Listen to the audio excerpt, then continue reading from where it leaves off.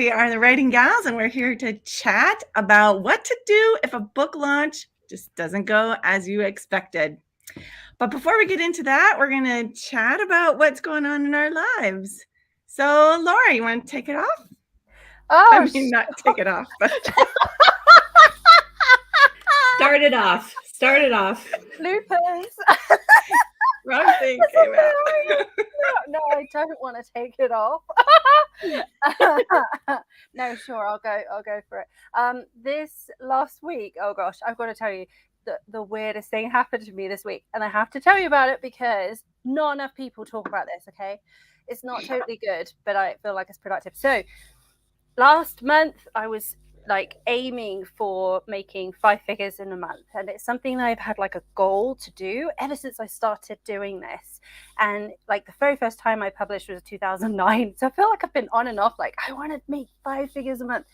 And so last month I hit it, and I had envisioned in my head that we would like celebrate, and that my family would all be like woohoo, and I would feel good and pumped and confident, and like I thought it's kind of like the whole I'll be happy when, right? So then it became I'll be successful when. And then my thing was when I hit 5 figures a month. And so when it happened, the weirdest thing happened to me. I had major anxiety. I broke into a sweat. I went to bed and I just felt like I was going to throw up, and like I was trembling all over. It was the weirdest thing ever. And the only time I've had that sounds hilarious, but it was when my husband proposed. And I googled it because I thought, this is such a weird thing. It's like I feel like I have success anxiety, and it actually is a thing. Many people, when they reach their goal, especially if it's something they've been aiming for a really long time, can suffer with really intense anxiety and feelings of panic and feelings of like self-sabotage, like, oh, I shouldn't be at this level, I've never been here before, and my brain was like, I don't even know how to function in this new reality. So this week has been like recalibrating my brain and grounding myself. Literally nothing has changed. Okay, last month I made 5 figures, but nothing else has changed. I still do the same things I do every day, and I know that income will fluctuate, and like no one in my family even really understood. And it's not the type of thing that you just like go around telling everyone in your family like, yeah, I did this, because you get slapped if you do that. Especially in England, if you blow your own trumpet, everyone's like, ooh. That's not how we work over here. You British have to be really like, oh, it wasn't that big of a deal, or like, what's the word, self-deprecating, I've noticed in a lot of ways as a politeness factor, right? I don't think we're being polite. I think you're giving us too much credit. I think it's the sense of we don't want to brag, I think. I heard a celebrity talking about that once. I thought it was interesting. Yeah, it's uncomfortable. It's unnatural for British people to be like, I work really hard and I did a good job. It's more like, I walked to work today, fell over on my face, and everyone goes, ha, loser. And that's where we're at. Anyway, so this last week I was adjusting to this new mindset of what it's like to, like, I had to make new goals. That was the very first thing. I thought I could just enjoy it and be like, yeah, here we go. But no, I immediately had to make another goal and then be like, okay, now I'm striving for this one. And yeah, so it's a very humbling week. I thought, like, I don't feel successful yet. I don't feel like I've made it yet. And so now I don't know what that figure is. So I'm kind of, yeah. But if anyone watching this, you go through a period where you hit your goal and you just suddenly get major anxiety, I think it's a normal reaction, and just keep your head, like, don't turn off all your ads and start self-sabotaging your business. It has passed now. I feel all right now.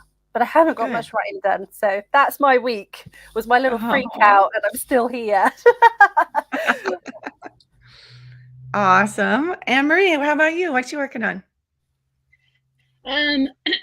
Well, I am trying to get back into writing. So I wrote a little bit. I have been freaking out. Like, the weirdest thing, I was always able to just write a book a month, and I had never had any problems, and they just flowed. And then for some reason, this book, I don't know what it is, but like I have written like 6 chapter 1s, and that's not normal for me. Mm.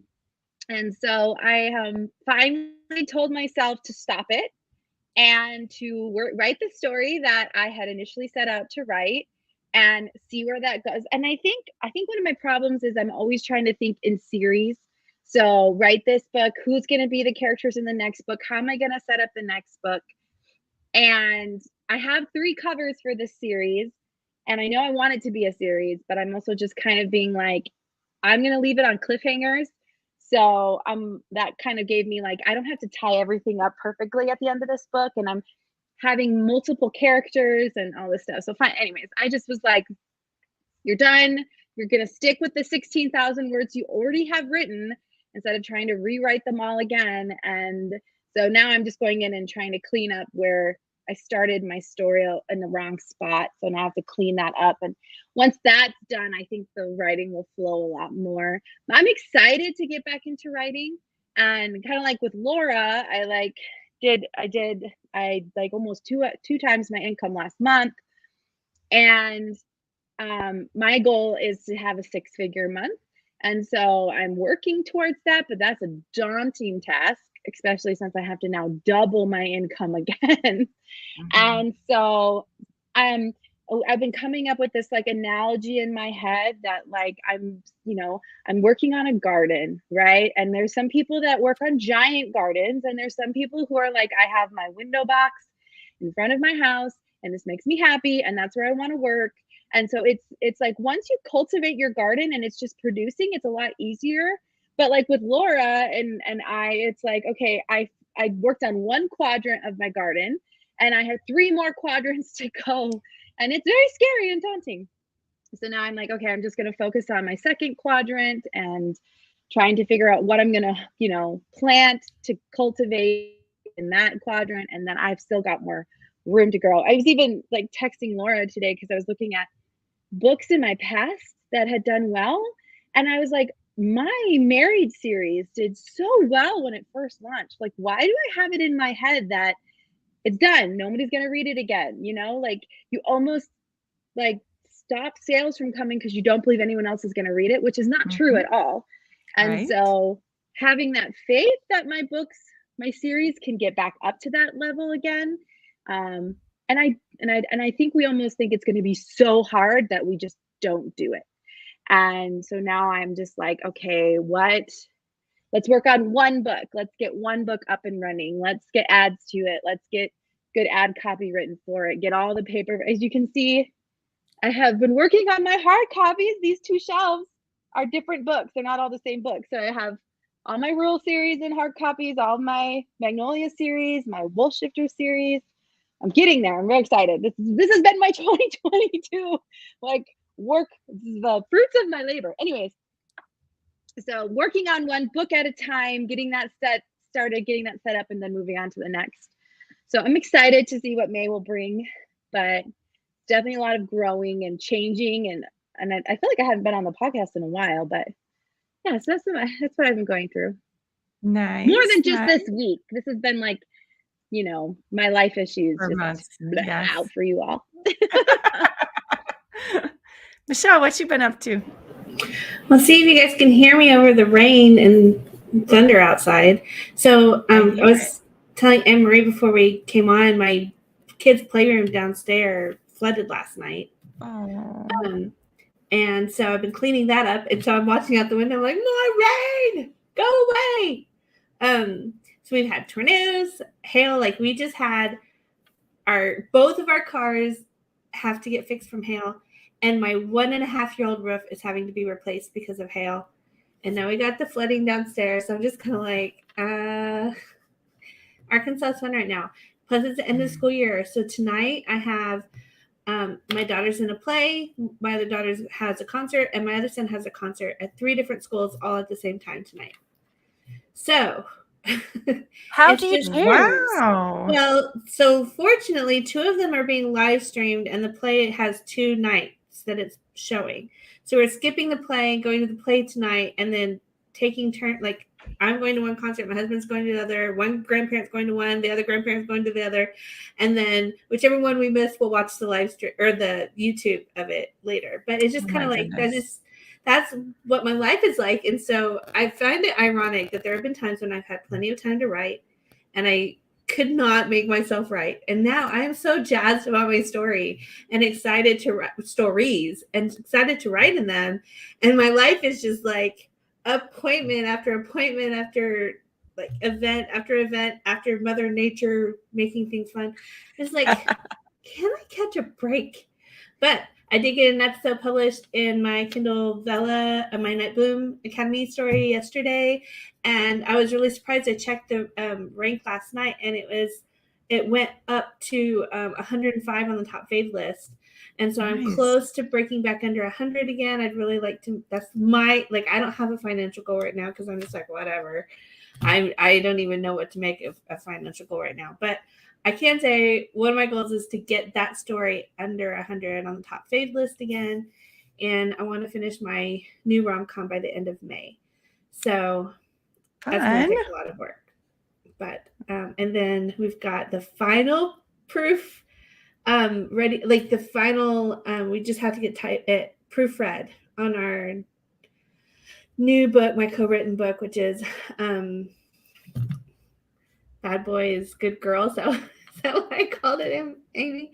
So hopefully like 2 weeks tops, that will be live for sure. Hopefully less before we go to Storymakers next week. So poor Laura, we're going to miss you again because we're going to be together at a conference next week. So where is Storymakers? It's in Utah. Oh, I have family in Utah.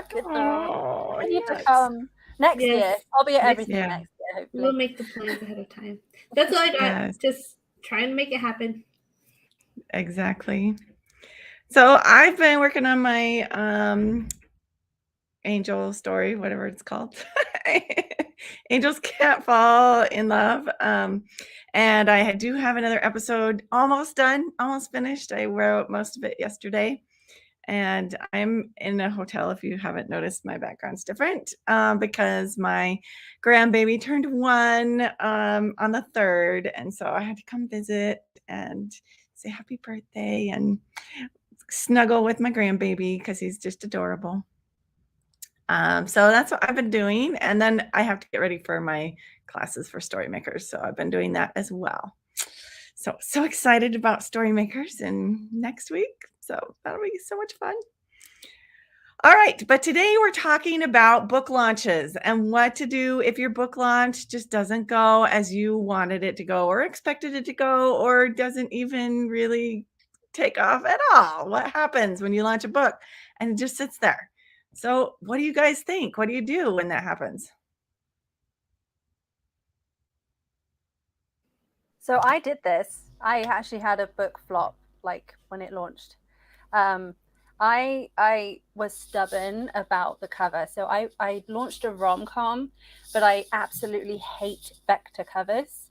So I thought, no, I'm going to have like people on my cover, and I just didn't hit the mark. And so I had to kind of like reevaluate my branding. And yeah, I think it was really hard because I think when you've been publishing for quite a while, you kind of think you've got an idea of how to launch a book. And I'm realizing that not every book launch is equal. They're not all the same.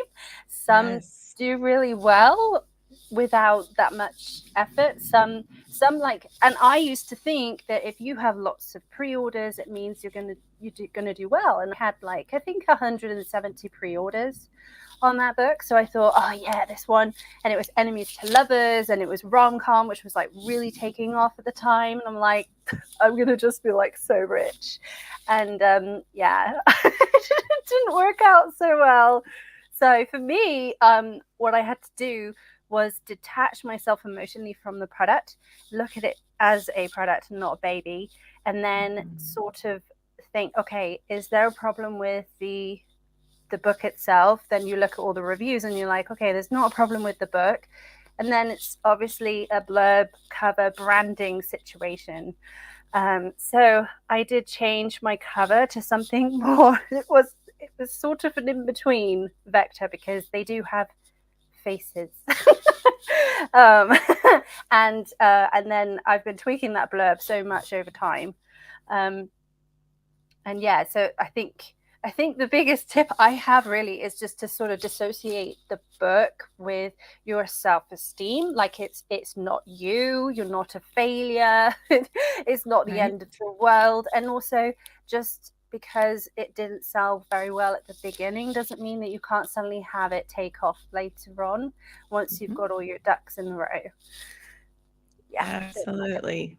I love what you said about detaching yourself from this product, because that's exactly what it is. It's a product and it's not a piece of you. And it's so easy to think that your book is a piece of you and people are rejecting you. And that's not what's happening. It's a product. Good way to put that. So I think for me, I guess I need to know more information. Yeah. So like, what do you mean by a book launch doesn't do well? So does it mean like you didn't make as much as you thought you were going to? Did your rank not get high enough? Did you not get enough as many reviews as you want? Because those, like, I think having a plan or like setting out what you want your book to do. If you just say, I'm going to launch my book and I just want people to read it, then you get 2 people to read your book, you hit your goal. So I guess I want to know maybe more what you mean from, like, we want to decipher like each area and say, well, if this isn't happening, then maybe try this, or you know what I mean? Like what are you saying when you say because a failure in launch for me could be a very successful launch for someone else who just published their first book, right? So that is very... Before we get into the specifics of like trying to say, well, if this is the problem or this is the problem, I would say not only could it be different, like person to person, what's success, but it could be different based on your own publishing history. So if you've just had a really, really successful book for your standards, whatever that is, and then this one just doesn't measure up to that one, then you feel like it's a failure, even if it's actually doing really well. And so, you know, there are a lot of factors in trying to even determine what is success and what isn't. Absolutely. So I would say, let's talk about if you're a brand new author and you launch a book and it just doesn't sell, like 0 on your report. What do you do then? I would say 2 things. One, are you wider in KU? Because as a new author, it's harder to get people to purchase a brand new book from you. But probably even before that, it is probably your cover and your blurb. Because I know I put out my first book. I was in love with it. Victorine did a great job of doing my cover according to just like what I wanted, but it was not what it was supposed to be. It did not scream fairy tale retelling. It did not any of that stuff. So like, but I was convinced that I had the perfect title and I had the perfect cover and the perfect blurb. And most of the time I hesitate to say it's your actual book, because purchases are, unless you're getting a lot of returns, purchases are more what people see and they say, oh my gosh, I have to buy that, or I want to read that. Your read through indicates your writing ability. So if your read through is not there, but normally if it's your book one, that's not the problem. So I would say most likely it is your cover and your blurb. And then it's just visibility after that. But and then also if you're trying to sell a $5.99 40,000 word book, it's going to be harder to convince people to buy, especially if they've never heard of you. So I would say for the first book or two, maybe KU would be your option, just because it helps people purchase and get to know you as an author without having that like instant like commitment, like here's my credit card type of thing. Because they always have that, well, if I don't like it, I can just return it. Yeah, if you're a new author, for one, like Amy mentioned, you may not even know that something's not hitting right, or have the skills to really step back and decipher what's going on.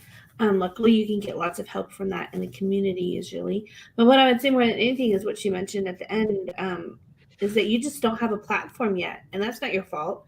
That's what the beginning is. And so just understand that other people who have been doing this for a while, they've built up maybe a newsletter, people who followed them on Amazon, which is a number that we cannot see, but we see working in the algorithm. Like Amazon will send out new release alerts to people who have followed you because they like your book. And you might not ever know those people exist, but you can kind of start seeing it when certain authors, a book goes live, and before they've done much to even launch it or market it, it starts selling copies. Well, why does someone who's been, a more experienced author, someone who's been writing for a while, and versus a new person, what is the difference when a new book goes live with no marketing and when it's selling and when isn't? And that is Amazon. It really is Amazon telling your followers, hey, this author that you've bought their book before, they've released a new book. And that's something that a new author is not going to get because they haven't built up followers even on Amazon yet. So my biggest advice beyond, taking some time to maybe try new blurb, get advice on your cover from people who know, more experience than you, I would say get to work on your next book, because as a new author, your skills in both writing and marketing are going to improve only if you keep publishing books. So I would say let that one be doing its thing and kind of, babysit it a little bit, but start focusing on your next book. And maybe a few books down the road, you'll start to see, oh, that's what was going on with that book. And like I like to say, books don't have an expiration date. So there's no reason why when you start to finally see what may be going on with that book, that you can't go back in and get that book up to par. Absolutely. Yep, I agree with that 100%. I think the biggest mistake I've seen authors making is they will publish one book and they will put all their time and effort into that one book, and they're not writing the next book, and they're just hanging everything on the sales of that one book. And that's just the beginning. That's the beginning of your author career, and you need to keep going and keep writing and keep putting out more stuff. I think you also need to remember that the number one reason why people buy a book is because they've read that author before and they trust that author to give them a good product. And so if you keep that in your mind as you're writing and as you're producing products, these books for people, that you need to have a nice backlist for them, because if they read a book of yours, they're going to go looking and they enjoy it. They're going to go looking for the next book and the next book. So keep that in mind as you're writing. I just want to add something real quick. Just talking about a new author, someone came to me and was like, Laura, I published my book and no one's buying it. The number one thing I would think is about how much visibility is your book getting? So before jumping into maybe it's your cover, maybe it's your blurb, maybe it's all this, maybe you're just not getting eyes on your page. Mm-hmm. And so things I would think about are your keywords. Have you gone into your KDP in the description part? I think it's called description, whatever, the first bit. There's the 7 keywords that you can use that will help you with searchability. And you can get tools like Publisher Rocket can help you find keywords that are going to be specific to your book. That can really help with visibility. I had books that weren't getting any traction at all. Like I'm talking like no page reads. And then I put in some keywords that were like opposites attract or single dad romance. And then it made a difference. Mm-hmm. And thinking about because when you're starting off, you don't always have a marketing budget, but I'd be really interested to know what their marketing strategy was, because I do think that's very important. I think that if you are wanting to publish, the difference between writing fan fiction or on Wattpad and publishing on Amazon or on the retailers is that you're planning to sell your books and make this into some sort of business. So I think it's important to have a marketing strategy, even if it's doing free things like social media keywords and putting optimizing your blurb so that you've got keywords in your description as well. And sometimes you can put in your subtitle a few things that can help people understand what it is. Like sometimes you when you're starting off, sometimes you have like a more artsy title that has nothing to do with your book, but then you could put in the subtitle, a single dad romance. Perfect. Absolutely. And I think too, like you have to, like we said, we don't have all the information, obviously, because you just asked a random question, like a basic question. But I would say if you have a marketing strategy and you are like newsletters signed up and you're you know that you are sort of sending people there and you're not getting sales, that's when I would say it's your cover or your blurb. But like I agree with Laura, like if you're not even getting eyes on it, that's other than your aunt or your dad or your kids that you forced to buy it, like, then I would say it's probably that would be your next step issue. But those are probably like visibility, and then cover and blurs are probably the biggest rookie mistakes that I see, and I still make them to this day. So it's not something you're always going to be like, I got it once and now it's perfect forever. Like, I'm always changing covers up. So, and blurb styles change, blurb trends change. It's really interesting. So what blurbs were selling well and were, the standard for the industry when we started like 8 to 10 years ago, 5, 6 years ago, it's a completely different thing now. And so, I'm looking at going back, even though my blurb sold my past series well, that doesn't mean that I can't refresh them and do something better that's more in line with what people are looking for now and what people are excited by now. So even if you've had something good in the past and it's just not selling anymore, that's always something you can revisit and test. Absolutely.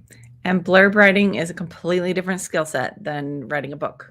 So you have to think about that as you're writing your blurb. You have to maybe do some digging and buy a couple books on how to write a good blurb so that you know that you're hitting the right beats in that blurb.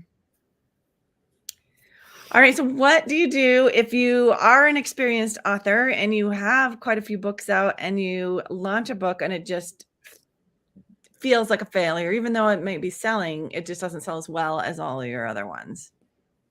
You eat chocolate. Yeah. Sometimes, I don't know, Amy said something to me before, or to people in general, that you there's just some crazy lightning. I almost lost my electricity. Yeah, I know. I'm wondering how Amy and I are going to do here. So we might be like, bye. That there is sometimes this block between us and like the readers where we don't necessarily know what in our book they were looking for. Like if we wrote the book, we love something about it. Like one of my books that didn't sell super, super great recently when I launched was My Bodyguard Summer that I released last summer. I knew going into it that wasn't written to market necessarily as much as some of my other books. So I knew it was never going to be a strong seller, and I mostly wrote it for love. But, part of me is also thinking like, I don't even know if I know how to like pull out the best parts of that book and sell it. Like that's something I want to kind of do a study. I want to get that book out, read through it, try and find like some of the universal fantasies in it and some of the, character tropes people really like, all that kind of stuff, and see if I can find a better way to market it than how I did it, because I think that I marketed it the same way I wrote it, which was for love and not necessarily commercially. Does that make sense? Yes. And so, yeah, I'm gonna look at that book just kind of like as a study, because it's not in a series. So I could really kind of hone in on just that book instead of like trying to also think about all the books in the series at the same time, which I tend to do. Yes. So I don't know, but maybe if we ever wanted to do a study case as writing gals, we could like pick one of our books that hasn't like done super well, so we could like look at it. But sometimes it's just looking at it. I think it's important to remember that as you publish, you're going to have, one book hit this mark, and then maybe your next book is going to go higher, and then maybe your next book is going to go higher. But at some point, it's not going to keep doing, you're not going to keep topping yourself over and over and over again. At some point, one book, your launch is going to be lower than the last one or last few. And that's just how publishing is. I remember when I first published and was digging into the world of publishing and doing a lot of research on it. I remember pulling up this figure at the time. This was probably 2010, somewhere around there. I remember reading that in traditional publishing, most traditional publishing houses, 90% of their income comes from 10% of their books that they publish. And that made me go, oh my gosh. So that means 90% of what they publish just don't sell very well. Like the majority of their income comes from this top 10%. And those are the Twilights. Those are the Harry Potters, the ones that everybody talks about, the ones that make them the majority of their money. And not every book is going to be that way. And these are traditionally published books that have agents and that have found publishers that put their money and backing into it. And sometimes they just don't sell like they expect. And so when we have a book that doesn't sell like we expect, we go, oh my gosh, what I do? I'm terrible. I'm awful. I'm horrible. And we don't realize that, no, the majority of the books out there don't sell like that. The majority of them sell, it's that long tail backlist thing that you're going for. Every once in a while, you may hit on a super seller and you're going to have a racehorse that you release and it's just going to go and go and go and go. And I looked at my own backlist in my books just recently for a class, and I found that my top 5 books are my money makers. I make more than half of my money from 5 books, and that's it. And you can publish and publish and publish, but you're just going to have some that don't sell as well as others. So I think it's helpful to remember that and not think that I'm a failure because this book just didn't launch like the other ones did. All right. Can I say something? Yeah, so, go ahead. I think also as authors, we try to tell ourselves, oh, we're an author, but we're also a reader. No, you're never going to be a reader again. Like at that same level where you are just obsessively reading. Sorry, did I freeze? Just for a tiny bit. Oh, okay. Just a little bit. Okay. Where you're just like engrossed in the story and in love with the characters, and you can just like fangirl over a book. We cannot do that anymore. And I think thinking we can speak to our reader, because like when I look about how am I going to write a story, I'm like looking at the tropes and I'm looking at, situations and all these sorts of things, right? And I look at it very formulaic, because that's how we have been taught to write to market, to talk to your reader. But if I talk to my reader that way, where I'm like, but it's a single dad, enemies to lovers, like you'll catch some fish with that, right? People will be like, oh my gosh, I like those tropes. But I think if you form it in a way where they go, I love that in an enemies to lovers romance, or where she has to clean his wound, and they will buy your book just based on that alone, which is something that TikTok has taught me. And it's because TikTok lets you speak directly to the reader and get fast feedback right away. You're going to be able to, within minutes and hours, people coming back and loving it, or the video just does nothing. And you go, okay, well, obviously that wasn't what I needed to say to my reader to buy it. So I think also you need to tweak the speak to your reader way that you're doing things, because like there's this huge concept about donkeys and racehorses, right? And now that I've had TikToks where I'm profiting off of one really old book that I didn't even think was going to go anywhere. And I probably in the past would have just said, oh, well, it's just a donkey book. And that's not my racehorse, because I do have my racehorses. But what's funny is my racehorses are the ones that get my most attention. And the ones that don't get my most attention become my donkey. So I'm like, is it a chicken and the egg situation? Is it my donkey because I'm not paying attention to it? Or is it my donkey because it's not a good book? Because the truth is we all do not start out writing a donkey book. Like Michelle loved her bodyguard summer, and she did not write it out thinking this, I don't want anyone to read it, or this isn't going to be a good book. There's things about it that she loved. So I think if you change that mindset, but I also think we get too in the weeds of specifics. And like, you remember how we talk about you have to reset? I think there's mountains and valleys to your own story writing. So you'll have this one story that you love and you write it, and it just hits the mark. Like, that was my rule number one. I was in love with that book. It was like everything I wanted in a YA book. I just wanted to, write it, and I loved it, and it sold really well. And then I have other books where I'm like, well, why didn't it work really well? Because I had all the right steps in place for this book.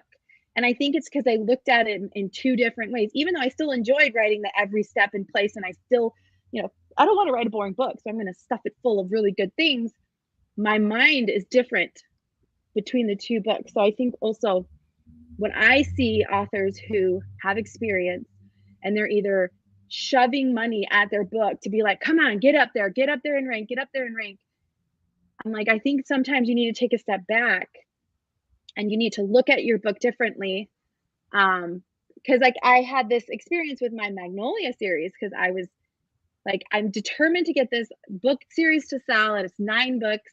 And I was just throwing Facebook ad money at it until I wasn't just like, there's something wrong here. It's not working.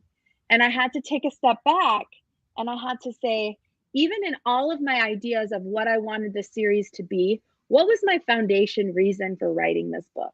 What was my foundational reason for writing this story and series?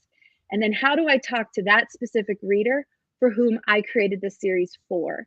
Instead of saying all these other things, and I got lots of advice and I read lots of posts on different Facebook groups, it was really like, I'm speaking to my reader. How do I talk to them and say, hey, this is a series that you want to buy. This is a series you're going to love, and you're going to want to go on a journey with all of these women. And so like that helped me too. So I think in a way I envy first time published authors, because they just love their books so much. And then you come to like, I'm like, what, 58 books in now? And I'm like, I have to get back to that root level of loving my books, still having a plan, still knowing the market, but being able to speak to my reader on that level. And then knowing what could be the problem. Sometimes it's not money, and most of the time it's probably not Amazon's algorithm, even though a lot of authors want to say that. There's something else going on, and you need to, like Laura says, you need to remove yourself from it, and you need to look at it and you say, anyways, that's my soapbox. Love it. So I'm going to jump on a soapbox too, and this is something that may be a little controversial. I think that there does tend to be this problem with hold on, let me that's okay. You're just like in like suspense now. You're just oh my goodness, cliffhanger. I think more experienced authors, especially ones that have had success, they look at their next project and they think, okay, this works really well, so I'm going to do this, or I'm going to do more of this. And so what happens is their process becomes so commercially driven that they are just packing it with words because they think they need it to be longer, or their emotions or like their artistry, their heart and soul is not coming through in the writing. Sometimes maybe they're so rushed to get the book out quickly that they don't take the time to really develop the characters or the story structure the best they can. Maybe it's too much like the last one. Like, I know that I've had that problem when I was rapid releasing and I was going to the next project. I started to lose so much of the artistic side of writing because I was so focused on making money with it. So I would stop doing the things that really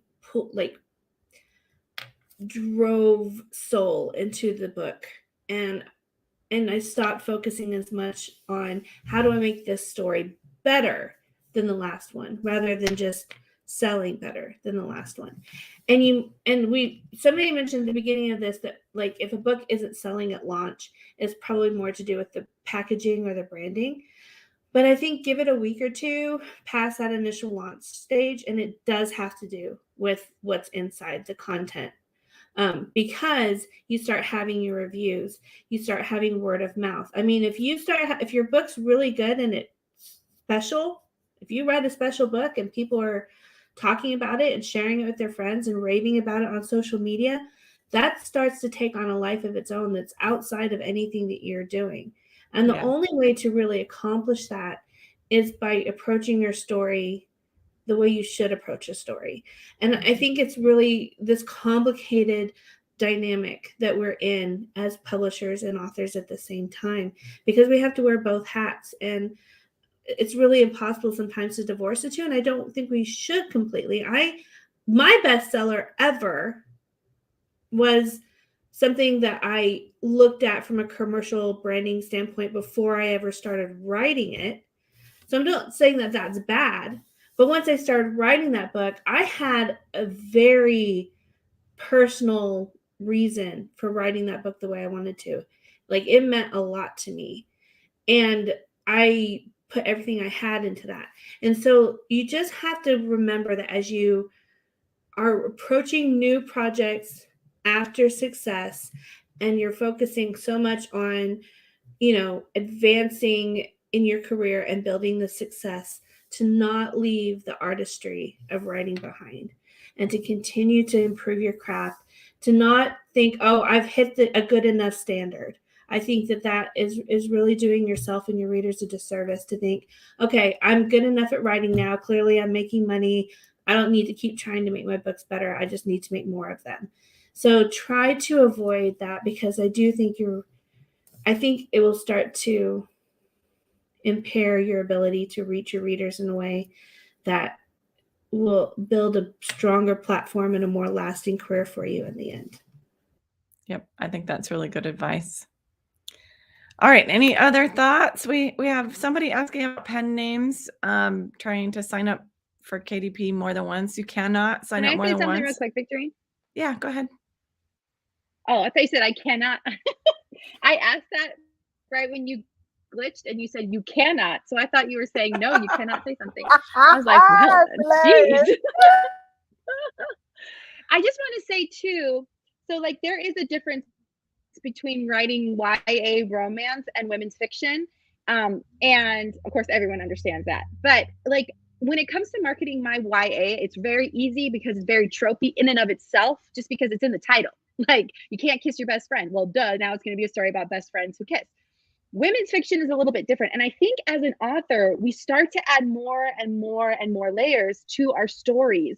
And it gets harder and harder to figure out, okay, well, exactly how am I pitching this to a reader? So like Michelle, she has rom-com, she has curvy girl, body image, and then she has romance. 3 levels. How do you pitch? Which level are you pitching to your reader? And that can be very difficult too. So it's not that you're like a bad marketer or something.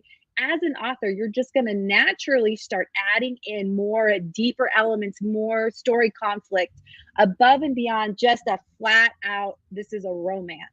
Or like a contemporary My Billionaire Romance is, yeah, it has all these other things in it, but it's mostly a just billionaire contemporary romance. So also remember that just, try pitching it one way. And if you're like, that's not really hitting, let me try and pitch it another way and see if that works. But know that could also be a struggle that you're having just with higher concept books.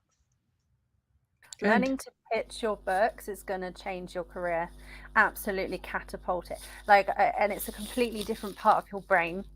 And it's a muscle that I've been working on. And thanks to TikTok, it gives you such a kind of instantaneous feedback. You'll know whether your pitch is going to hit or not. And it's so frustrating when you're starting off. And it's really hard as an author to condense your story that's like, anywhere from 60 to 120,000 words into like 2 sentences.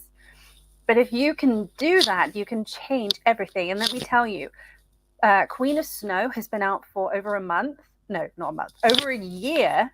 But for the first 7 to 8 months, it made hardly anything. Like, we were making hardly anything. In fact, we were losing money for many months because I just kept trying to put money on it, like ads, and it just wasn't going anywhere. And then Jessie, my co-writer, and I, we stepped back and we looked at the covers and we changed the covers and we thought, great, the covers now look on brand. We're suddenly going to sell loads of copies. But we didn't, because we weren't getting the visibility. And it wasn't until I suddenly learned how to pitch my series that everything changed. And so I think sometimes you need patience, and you need to just keep refining the way that you pitch your book. It's not necessarily that your book is just, it probably isn't a donkey. I personally don't think there are donkey books unless it is about a donkey. And even then, I reckon you could sell it to someone. So yeah, learn to pitch your books. Good advice. All right. We did get a question about pen names and how to sign up on KDP without different phone number. You don't need to do that. You just put your new name in where it asks for your author name. Just put the pen name in there. You can have as many pen names as you want. I don't think you're limited on pen names, are you? Only on author on Amazon Central. You might be. Yeah. I don't think on Amazon, like on KDP, where you put your product information in that you are, but as far as your Amazon Author Central account, you can only have 7 pen names on there, and then you have to like get another Amazon Author Central account. I don't know that like personally because I've just now started having pen names, but that is what I've gathered from other people who have. So I would not sign up for a new Amazon account with the same EIN or social security number because they will shut you down. Yeah, they will shut you down. I got really nervous because I had my publishing house and then mine, and they said as long as they have different tax ID numbers, you're fine. You can have multiple ones. But yeah, it's like just have one account and just have it all ran off of that. All right. We have another question. I'll put it up on the screen. Do you have tips or a past podcast that you can send us to for getting better at pitching your books? You would think with I think we're getting probably around 90 podcast episodes now. I know. We have stuff in there, but it's getting harder and harder to remember what they all are. But you can go on our channel and start looking through our podcasts and see if anything is talking about tropes or if it's talking about taglines or blurbs. We did one for taglines and blurbs. I'm almost positive we talked about taglines and blurbs, and that'll help. Mm-hmm. So spend some time working through that. I think it's such a loaded. Did she freeze? It's just a loaded question because there's ways that you pitch a mystery than you would pitch a romance. Mm-hmm. What I would suggest is to study what other authors in your genre are doing, where they're at, and how they're coming across to their authors. You can go on Facebook and you can go to their ad library and you can see ads that other authors are running. Or you could go on TikTok, you could join Facebook groups, all those things. I would see what others are doing and then not copy, don't copy, but try to figure out, break down what exactly they're doing, and then seeing how you can then use that as a baseline for where you are going to take off with yours. Yeah, there's a big difference between copying what other people are doing and learning from what they're doing. What you want to do is learn from what they're doing, figure out why what they're doing is working so that you can apply that to your own product.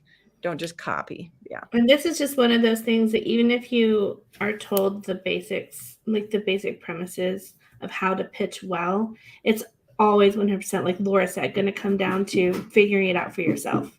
Because you can know it conceptually, but until you get in there and start trying to pitch over and over and over and over again until things start working, you're not really going to develop the skill or ability. Because I mean, I'm just at the very beginning of that road myself, and it's not easy, even though I've been publishing books for 10 years.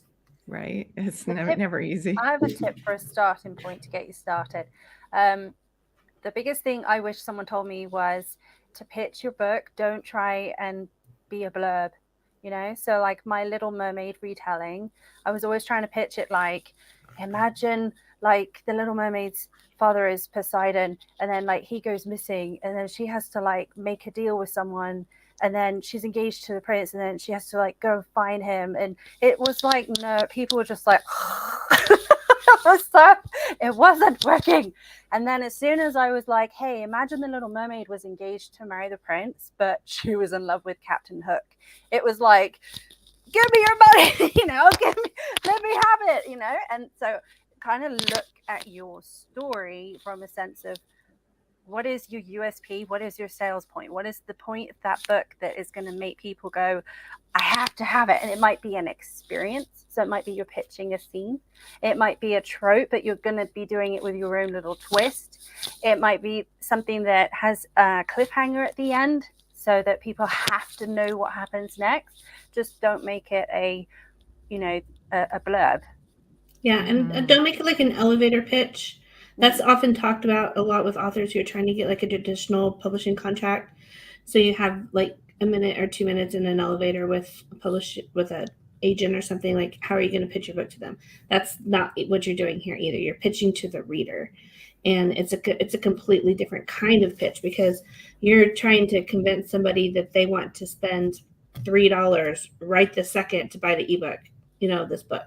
And in an elevator pitch, you're trying to convince them to lay down tens of thousands of dollars on a commercial project that they have a lot of decisions to make. So like the amount of information you have to tell them in that pitch is a lot.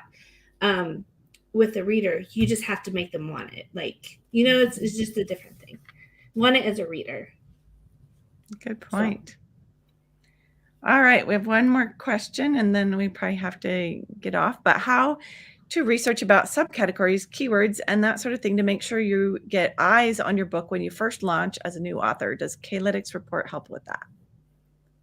It can, for sure. I mean, if you read the reports, you'll get so much information.